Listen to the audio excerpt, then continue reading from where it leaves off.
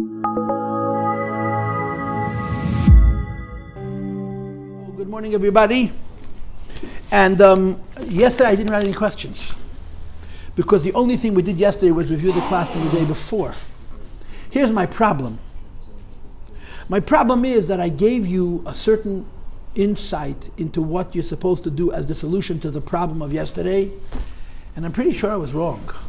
But there's two problems. A, I'm pretty sure I was wrong. B, I don't know what right is. The bottom line is that the Meziga bilti נכון of yesterday and the day before, today's Wednesday, the Meziga bilti נכון of Monday and Tuesday was a very high neshama and a very high guf. A very high neshama means he's involved in very spiritual things. A very high guf means that he's very, very easily bittled. Right? So then, but the Rebbe doesn't have the solutions. He just articulates the problem. So I told you yesterday that for the purposes of a very, very high nefesh bahamas, you have to give him simcha. I'm not sure if that's right. I'm not sure. A person is very edel guf, becomes bottled too easy. I don't know. I'm just starting today's class by saying that yesterday at the end of the class I gave you what I thought was the solution. I'm not sure if it's correct. I'm moving on, which means we're going to the text. We're on page Shin Samach, page Shas. We're holding Ukamoyken Ka'asher. It's 4, 8, 9 lines on the top of the page Shin Samach, at the beginning of the line. Okay? Listen to this. Ka'asher hashama hi nemucha v'hagufu gas. Right? The first sickness is the neshama is too high and the guf is too low. The second sickness is that both the neshama and the guf are both too high. The third sickness is when the neshama and the guf are both too low. Let's talk. Kasha neshama hi nemucha, the soul is low. V'hagufu gas, and the body is grub. I want you to know that in the Ma'amar Nayim Beis, he speaks two madregas in a low neshama. And the second madrega in a low neshama is that the neshama itself could be caught in klipa, and he calls it tar telereis. I don't know how that could be. But the Rebbe Rashab proposes that it's possible to have a neshama that's like, even the neshama itself is not just low, but he's involved in klipas. Now, what does a low guf mean? A low guf means a heavy, indulgent baltaiver. Right? A guy who just can't stop himself from any indulgences, has no capacity for any ruchnias, and maybe you could say he's even brutish, he's unrefined. That's a low guf. It's a low guf. What's a low neshama? A low neshama is that he doesn't have a lot of sensitivity. The low neshama doesn't have a lot of sensitivity. This is a person whose tests are incredible. His guf is grub, his neshama isn't refined, the world around him is beckoning, right? You have in Tanya. He has a Yetzirah like a furnace, like a matzah bakery oven, in the first 18 minutes of the day, fiery hot, right?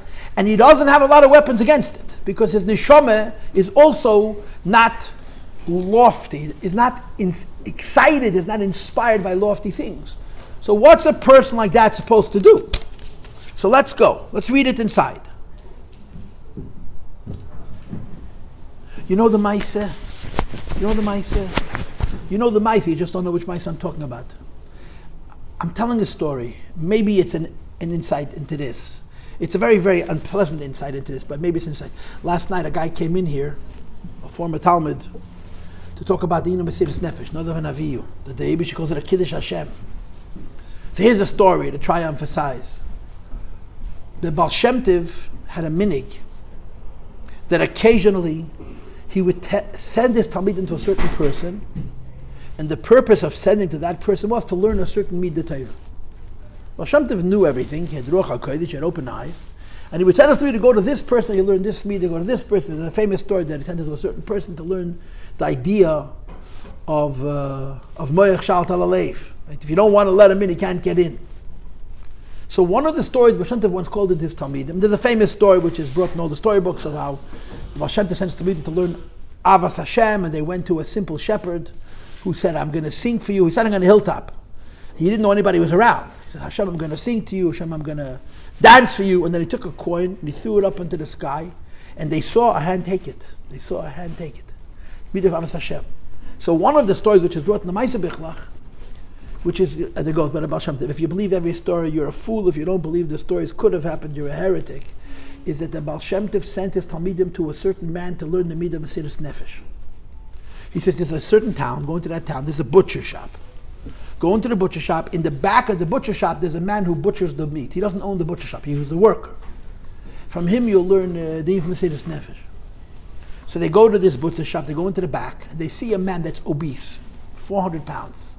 Mamish, massive. Fat, disgustingly heavy. And he's butchering the meat.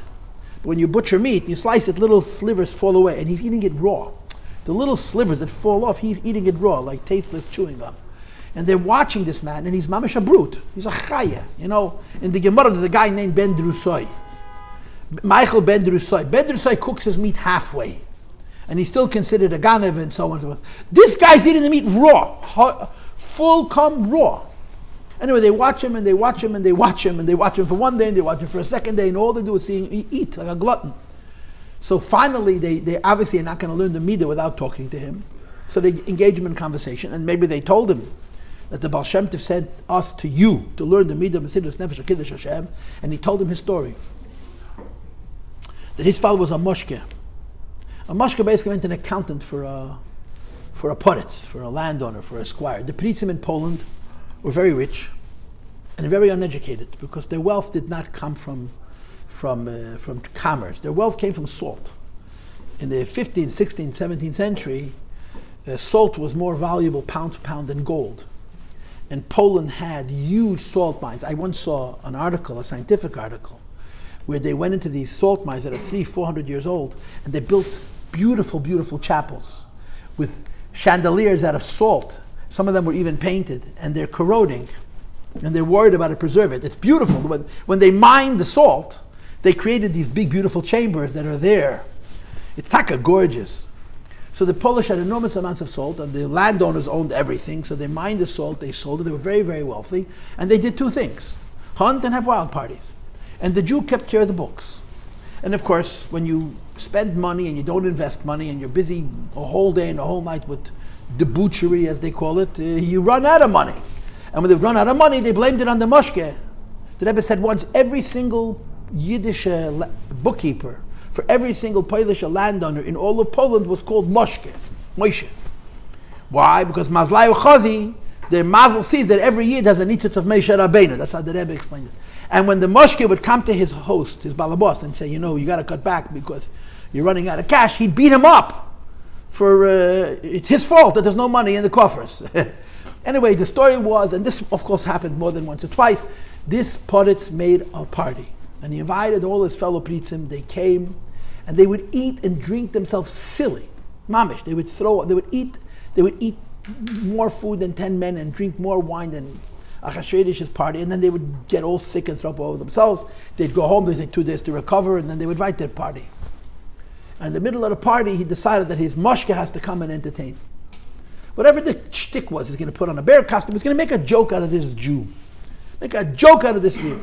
But it involved something about Avodah Zarah, that they would force this Jew to do something which would mean that he would be somehow accepting the Christian religion. So the Poretz sent a shliach to this moshke and said, come to the palace, we're in the middle of a great party, we need you to be the entertainment, and he told them what the entertainment was about. So, if Jews were used to abuse, it's part of our self-identity, that we're entitled to be beaten up and abused and taken advantage of. But when he heard that it involved something which would indicate his leanings as Christianity, he refused. So he sent the second shliach, then the Poretz came himself, and he was very drunk, and he was very insulted, because he said to all of his friends, I'm going to bring my moshke here, and we're going to baptize him, or whatever it was. So this moshke ran into the silo. He had a long, tall, how a silo looks. Next to the barn, you have a tall, round building that holds hay. And he climbed into the silo. And the Poretz came, and he said to Moshke, if you don't come down, I'm going to put the hay on fire. And this fat man was a little boy when this happened, and he watched this Poretz burn his father alive. He struck a match, he threw it onto the silo, the thing combusted, and his father was burnt. He says, my father was a small little man. He was dead in minutes, he says. If someone's going to burn me because I'm a Jew, I'm going to burn a long time. That was his word. It's a terrible story. It's a terrible story. It's a terrible story. If someone is going to burn me because I'm a Jew, I'm going to burn a long time. This was the Baal Shem Tov was teaching his people Mesiras Nefesh. I had a conversation last night. Mesiras Nefesh is not a comfortable thing. It's sacred, but it's painful. And Westerners don't suffer it well. We don't relate to it. We don't understand it. But this is the story. I'm thinking, there's a low neshama and a low guf. What's going to become of such a person? If you have a big, delicious yetzer hara and a nebuch deke yetzer tev, how are you going to survive? And the Rebbe Rashab says that that's our generation. The Rebbe is going to say different than the Rebbe Rashab. You know, if I had the interest, if I had this Sfarim, I would open up the Ayin Beis, and the Rebbe Rashab says our generation is this. A low behemish nefesh shabamis and a low neshama. How are you supposed to survive that? The Rebbe is going to say something fascinating. But let's keep reading. I'm going to the text now, please. I'm 9 lines into page Shin Samach, beginning in the line. The same is also true. If both the soul is low, which means you're not interested in spirituality, you're not drawn to ruchnias, and the guf is coarse, then that kind of a soul cannot arouse the guf inyan haliyah that it should raise itself up against its nature. Yesterday we had a high neshama, so the high neshama is being mo'ayed the guf. But because the guf is so light, the guf doesn't get inspired, it doesn't get changed by the neshama, it simply is triggered by the neshama. That was yesterday's quote unquote disease. Today's disease is your neshama is unspiritual. If your neshama is unspiritual, how are you supposed to move a nefesh habahamis, which is a tank of animalism? Okay, and he gives you a nigla example. Wicks and oil that you're not allowed to use on Shabbos. Either because they don't burn, or to the contrary, or they burn up right away. Okay, there's a Masechta in Masechta Shabbos, the Perek of Masechta Shabbos, which is called Bameh Madlikin, Bameh Ein Madlikin. Right? Misnagdim say that when we say Kegavna. Before Baruch Hu, when we say Kegavna, they say Perek Mishnai, second Perek, Bameh Madlikin, Bameh Ein Madlikin. And in that second Perek of Masechta Shabbos, Bameh Madlikin, Bameh Ein Madlikin, you have all the halachas of Chanukah. And there's a reason why. Because there's a big difference between Chanukah candles and Shabbos candles. Shabbos candles are there for the purpose of enjoying them. The Mishum Shalom Bayis. Shabbos candles are supposed to bring light into the home and peace into the home, which means it's supposed to be a pretty fire. So the Mishnah says you're not allowed to use wicks that don't burn well or burn up too quickly, and you're not allowed to use fuel which either doesn't burn well or burns up too quickly, because it's supposed to be a beautiful fire. And the contrast is Chanukah, it doesn't matter. Chanukah halachically you can use any wick and any fuel because ein lonu reshus lishtamish behen. The Chanukah licht you're not supposed to have pleasure. That's the reason the sugya of my Chanukah is in the second Perek of Masechta Shabbos, because it's contrasting Shabbos candles from Chanukah candles. But if you think about Shabbos candles, says the Rebbe, you understand our maimer. The fire, which is the neshama, has to remain lit on the guf. The wick and the fuel, which is the guf, has to be raised up to take the fire. If either or both don't work, because the fire goes out too quickly, or the fuel burns up too quickly, or doesn't burn well enough, you don't have a fire, and on Shabbos, you're supposed to have a fire. So the Rebbe says that don't go. Move on, this teaches us. The soul and the body. I am now 5 lines from the end of the first paragraph on page Shin Samach, need a blend. That the soul and the body should have some proximity, some closeness. And this is the third disease. If the Eibush gives you a behemish guf, a really crude, low guf, and an unrefined neshama, so you're basically, how do I say it? By nature, by divine nature, a grub person. And a grub person without intelligence, not smart. A grub person without a sophisticated side. A grub person with a grub nefesh elokis. So what's supposed to become of such a Jew? It's the third example of Meziga, bilti, נכון, and the Rebbe doesn't offer solutions. He simply observes the 3 problems. Problem 1, the neshama is too high and the guf is too low. Problem 2, both the neshama and the guf are both too high. And problem 3, both the neshama and both the guf are too low. What are you supposed to do to such a person? So I know what you're supposed to do with the guf. You're supposed to beat him up. Such a person is a keli for for Nazifa. Such a person is a keli for Musar. Why? Because he's not sensitive. If your guf is low, that means to say you're not a sensitive person. You're not going to be insulted. You're not going to be guilted. So there's a Tanya brings from the Zayar.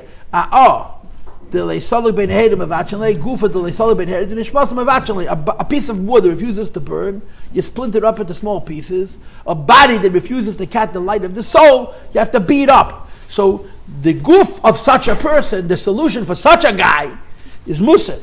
He's a keli for it. Him you can pound over the head, you're not going to break him, you're not going to hurt him. You know, maybe you'll move him. But how the Eibusher creates such people? You know, I told you the other day, this is one of my cliches that I use from time to time. I believe this is true. God is the great experimenter.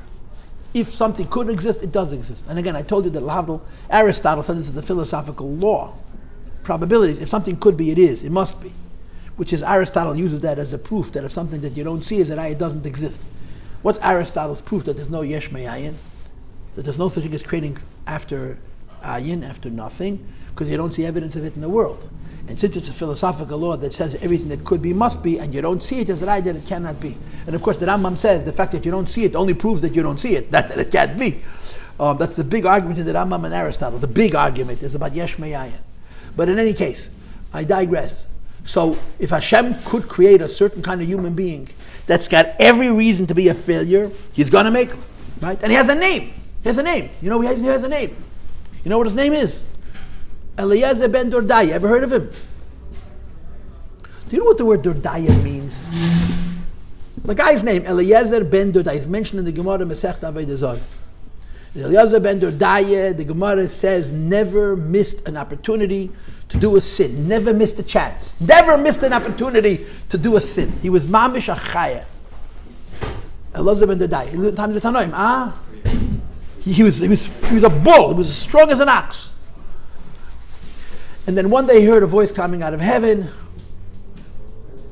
about Hesedis for tshuva. I forgot what the pasuk was, but there was a voice. He heard a baskel. So he decided to do tshuva. And then the story gets very moving. Wasn't that a woman who told it to him? Yeah. Was it a voice we had? A woman told it to him. Okay, fine. I stand corrected. A woman told it to him. I stand corrected. You're right. A woman told him. So he decides to do tshuva.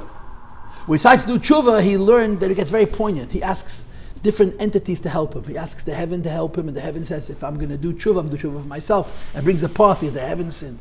He asks the earth to help him. The earth says, if I'm going to do tshuva, I'm going to do a tshuva for a sin that I committed.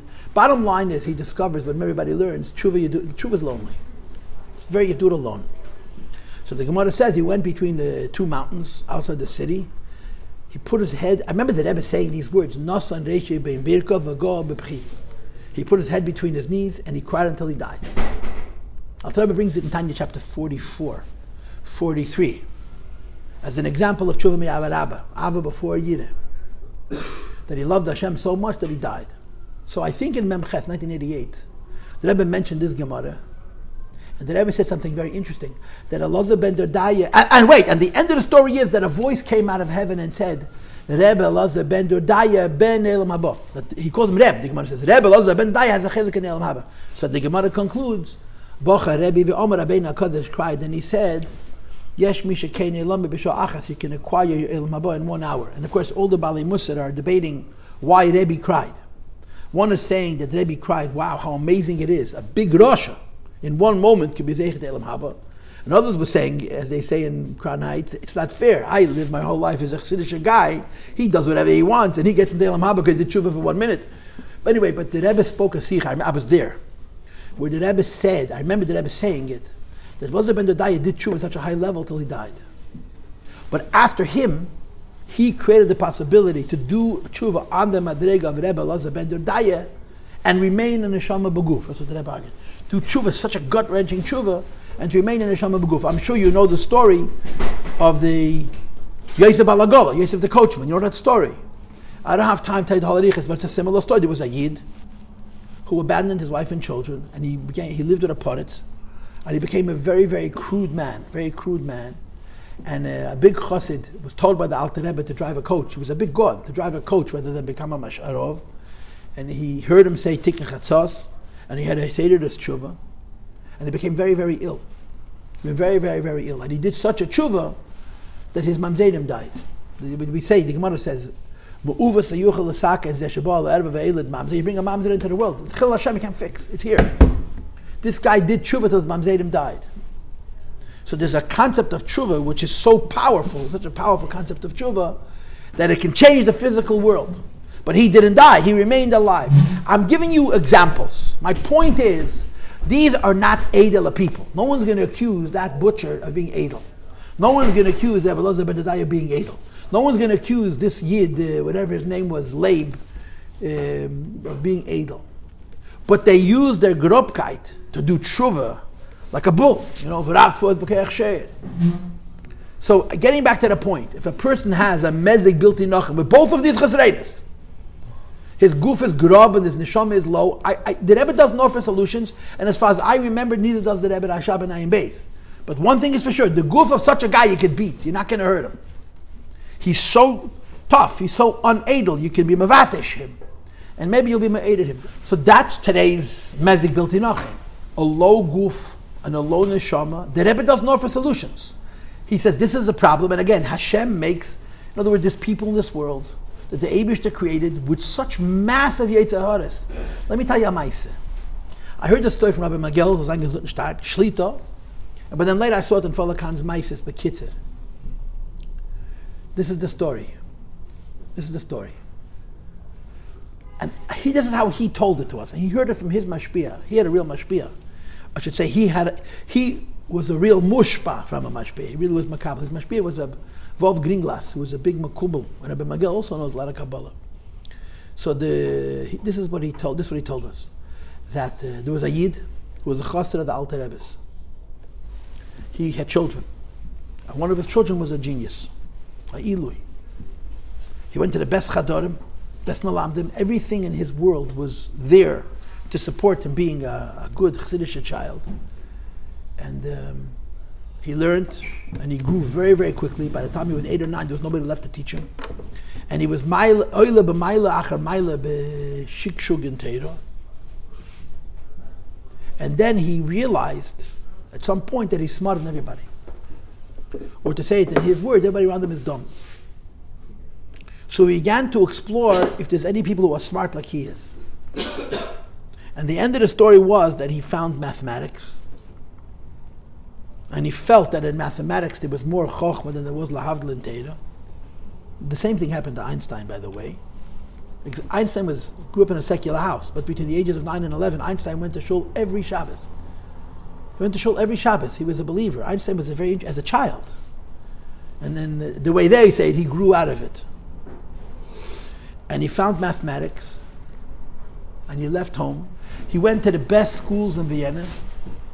And he became, as a young teenager, a great mathematician and a great genius in math. And of course, he created new systems, new methods, new algorithms. He wrote books. And he became a very famous man. Years later, he decided to visit his parents, who were primitive and arcane and old-fashioned and dumb. So he came back to the shtetl and he's seeing his parents. And his father was a chassid of the Alter Rebbe's. Now why he didn't bring the Alter Rebbe as a child, I won't know, but that's the way history played out. So the father says to his son, maybe you go see the Alter Rebbe. He says, I know your rabbis, they're a bunch of dumb idiots, I have no time and patience for them. He says, no, the Alter Rebbe is different. He's a chochem and all the chochmas. He knows all the other stuff. The Alter Rebbe knew math and science. The Alter Rebbe was very, very well, very knowledgeable. So he told his father, I'm going to go to the Alter Rebbe, but I'm not going for his religious aptitude. I'm going for his knowledge of math. I want to see if he's a smart guy. So he came to the Alter Rebbe, and he went to the Alter Rebbe's cheder, and he presented the Alter Rebbe with his 2 books on math that he had published. Alter Rebbe took the books one at a time and began to turn each page, one at a time. And from time to time he would make a fold on each page. He went through the entire first book, made a few folds, closed it, put it aside, and he's waiting. Then he took the second book and did the same thing. And when he finished both books, he put them on top of each other, he slid them across the table, and he said to this young man, on every page that I made a fold, there's a mistake. This guy was a genius of math. And he knew how smart he was. And he knew how smart his book was. And Alter Rebbe looked at it like it was a picture book. Like mistakes in cartoons. He was disgusted. He was convinced that the Alter Rebbe was like everybody else. He walked out the Alter Rebbe's cheder, and the seder in those days was that as soon as you walk out, something called the Yechidus Tanz, where the Chassidim who went into Yechidus had to dance, and all the other Chassidim would stand around and clap and sing. And to him, this was like being with cavemen, So they schlepped him into the dance. He got out of the dance as quickly as he could. He went into the Beis HaMedrash and he sat down. And he's thinking to himself, he thought at least the rabbi is a psashtikul chacham, and he sees that he's also an idiot, and he's calming down to leave. And he says, let me take a look. So he opens up the first page, the first fold, and he looks through the page, and in abstract mathematics, it's like computer language, it's impossible to read, and he finds a mistake. So he's blown away. So he turns to the next fold, and the next fold, and in every page that Alter Rebbe made a fold, there was an error. The Rebbe once sat with Branover. Branover gave him a proposal on science, and the Rebbe did the same thing, and he said, one of these two numbers is wrong. He told Branover. It took a graduate student 6 months using supercomputers to find the mistake that the Rebbe found at a glance. That's word for word from Branover. I heard it myself from him. It took a graduate student 6 months using from Branover. I heard from my own ears. Professor. 6 months on it. He gave it to one of his students. Tell me what's wrong. It took him 6 months. The Rebbe saw it at a glance. You're talking about genius that we don't even know what it is. Anyway, he was absolutely blown away. He grabs his books and he wants to go into the Alter Rebbe. But this is a holy environment, but there's rules. Yechidus is only once. You don't get to go. You want to go in again, you got to wait a year. He says, no, you guys are a bunch. You don't understand. You're such dumb fools. You don't know what kind of Rebbe you have. I have to speak to him because I understand him. And so there's a whole shouting match outside the Alter Rebbe's door. And the Mesiras is absolutely not letting him in. And he starts crying. When he starts to cry, the Alter Rebbe opens the door. And the Alter Rebbe asks, like as if he didn't hear anything, what's going on? So the Mesiras tells the Rebbe he was already in Yechidus once. He wants to go in a second time. There's no second Yechidus. Alter Rebbe says, Lo Zemarai. So he came in. Alter Rebbe sat to him for many, many hours. They heard him crying. And after that, there's two versions. One version is that he came once a week for 7 weeks. Another version, he came every day for 7 weeks, 49 times.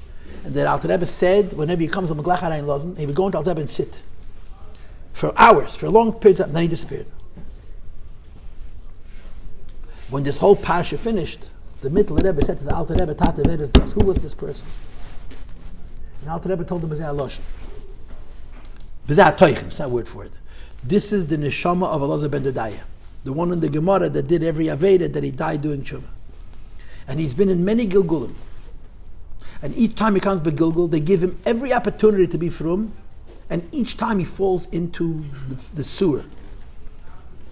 This is his last Gilgul. And he was raised in a frum community, with Chassidish parents, with Chassidish Malamdim, surrounded by the biggest Yiddish Shemaim, by the biggest Kedusha, biggest Tada, and he fell.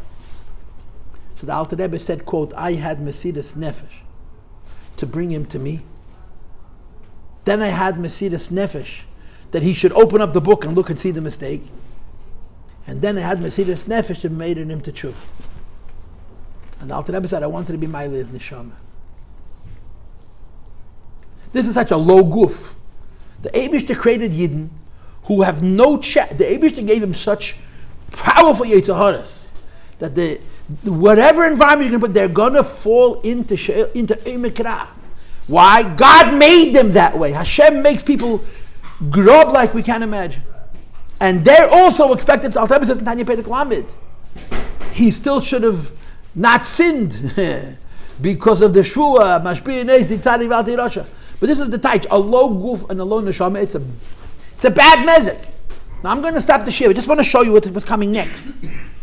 Okay? Meziga zu nasas milmaylo. The blend of our neshama goof mix Hashem makes.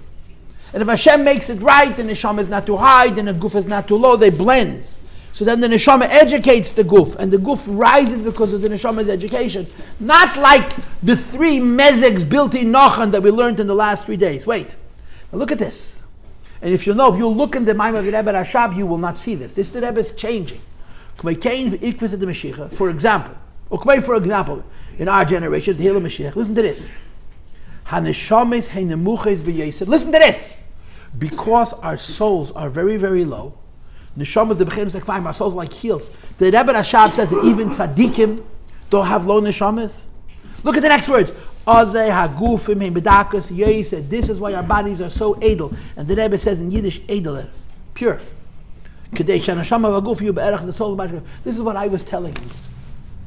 This says in a Mayim Chassidus. They're the lowest neshamas ever. But we have very edel agufes. I propose that this is the sensitivity which results in the low self-esteem that we suffer from. This is what the Rebbe is talking about. The Meziga Nochon of our generations. We have low neshamas, which means that the opportunities of Elam Hazard that are out there for us to take, but we're very sensitive. Unbelievably sensitive. This sensitive results, I would argue, in depression and anxiety and Achman's on a mental illness. But that sensitivity allows us to be stronger than our small little neshamas and actually be mentioned. Now I'm going to talk about this next week. Today is when? Tomorrow, Mr. Shem. I just wanted to show this to you. Okay, today's class was on the third mod of Meziga, Bilti, נכון. I told you 3 stories. I told you the Baal Shem Tov. I told you a story with the Daya, and I told you with the Alter Rebbe about the Neshama of the Daya. I might as well tell you one more story. There's a family in Lubavitch called Luchin. Luchin, he's a professor. Some of them are Lubavitchers, but his uncle, Professor Luchin, was a professor of political science. He speaks a lot on GEM. He was working for Senator Moynihan for many years. Their father, that's what they lived in Albany. I have a friend who knew them from Albany. That one of the brothers or sisters wrote a book on mathematics, and they sent the book to the Rebbe, and the Rebbe wrote scribbled a few notes. And my friend Chaim told me that his father was living in Albany at the time, and he hears this man running through the streets screaming like a madman. And he opens the door and he sees a mathematician screaming. He says, what happened? He says, I don't understand this is possible. I sent it up in my book on mathematics, and he scribbled a few notes. It's like he took my whole book apart. He was oismensch from the goiness, from the head, the cup. It's hard to understand what it means. At the biggest geniuses in the world meet a Rebbe and they say, we're nothing. In other words, it's genius on a level that makes genius look like. It's hard to understand these stories. It's hard to believe these stories, but they're Branover. I heard it from him with my own ears. That the Rebbe was looking. He brought into the Rebbe his proposals on physics, and he didn't even want to show it to the Rebbe because he felt that's a waste of the Rebbe's time. And the Rebbe's leafing through. He's involved in creating new energy. You know that. He's trying to create energy with fusion rather than fission, like in the sun. It's a whole field of science which involves understanding how hydroelectricity. Hydro is water, but the plasma is this, when matter is so hot that it becomes a fluid, to figure out how to draw energy out of it. It's a whole hydromagnetodynamics. It's called.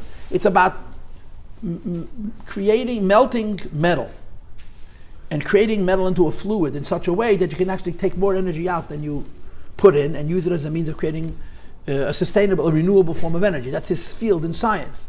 He spent his whole life working on it. And he brought one of these proposals to the Rebbe. The Rebbe was flipping, and the Rebbe said, one of these 2 numbers is wrong. It took a graduate student 6 months using a computer to find what the Rebbe saw at a glance. Anyway, but this is the vart. For neshamas, for our gufas are very edel. We're very, very, very sensitive. So mitzad we're bilti, like unbelievable. We can't control ourselves. Mitzad hasheni, the fact that we become guilty and we feel bad, is actually part of our ability to be able to serve Hashem in this civilization. Because if we had grubba gufas, forget about it. It's beyond over. And this Rebbe calls it Meziga, Bilti, נכון, Model 3. We have a low neshama and a low guf. Thank you for listening. I'll see you tomorrow. Likewise.